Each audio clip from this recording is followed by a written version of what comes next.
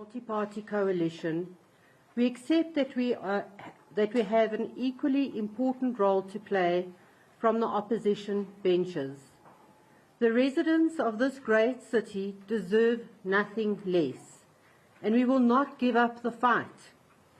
The multi-party coalition has spent 10 months working to undo the damage done by the ANC over the past 2 decades, 21 years. We have managed to achieve a number of successes and have been able to bring changes for the better to the lives of many of our residents. From the opening of Skill Centre in Vosloorus to early childhood development centres in Palm Ridge and Katlehong, from electrifying 1,367 households with previously had no power to installing over 48 water points, from cleaning and rehabilitating 112 illegal dumping hotspots to more than 48 kilometres of roads being rehabilitated.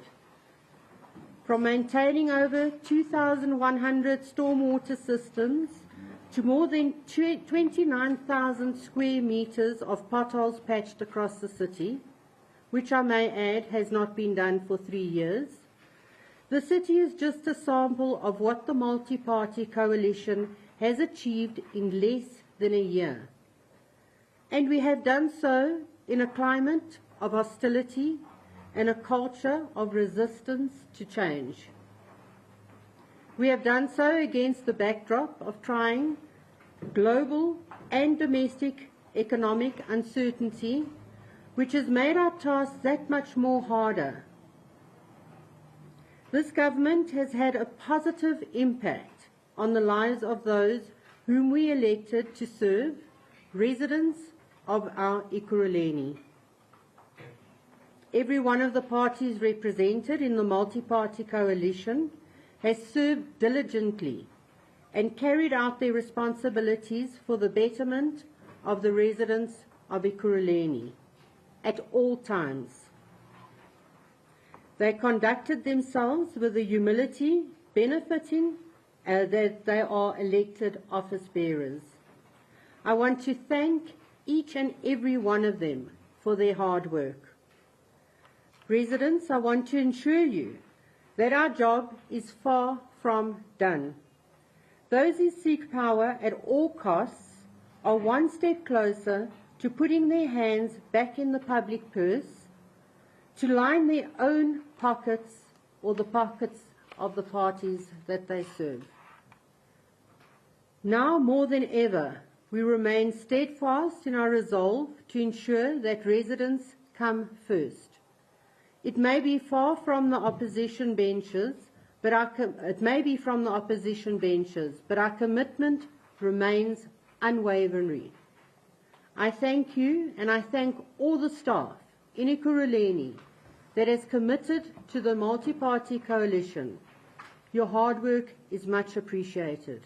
Thank you. Good evening.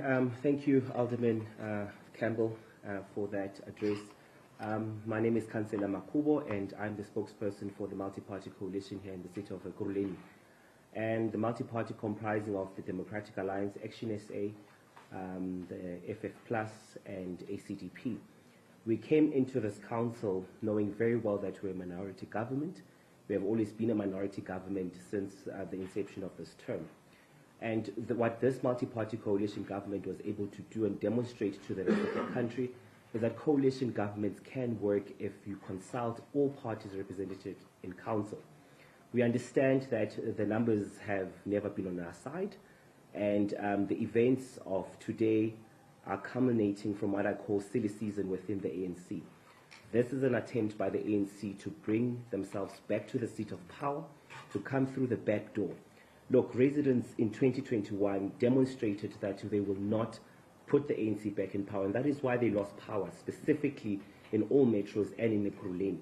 So as a multi-party coalition government, we respect the rule of law, we respect democracy, and what transpired today in council is a demonstration of our democratic rights as South Africans, where councillors that residents voted for decided to take that democratic process. And we accept, and we will take the opposition benches. You know, it's silly season because now the ANC has a responsibility. The ball is in the ANC's court.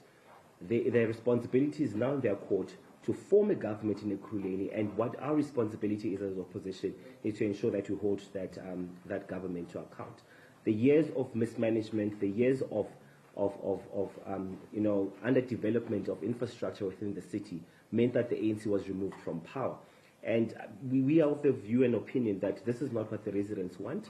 The residents voted in 2021, they demonstrated that they don't want the ANC, and this is what we have right now. So the ball is in all parties in council to form a government, and if it means we will be in the opposition benches, we will be in the opposition benches. Thank you. Thank you. Just by show of hands, please. When you address us, could you please indicate which media house you're from and your name? Thank you. Good evening. My name is Ngwane Mhlongo from KCFM. Mayor Campbell, what do you think went wrong? Because even smaller parties that seemed to support you before, they were now turning their backs on you. What went wrong? Yes. Good evening. My name is Ngosi Konamalengam-Lisi from Power FM. I just wanted to ask the outgoing mayor, particularly about the residents of Tembisa.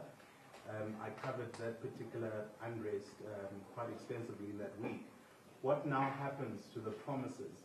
We know that your government back in July had given about 90 days to essentially turn things around and assist, you know, in addressing those grievances. So what happens to that? Because also in recent weeks, some residents of Tembisa have threatened to head back to the streets, essentially accusing the now outgoing government of dragging their feet and addressing. But I think the bigger picture is what happens to those plans and those promises made. Thank you.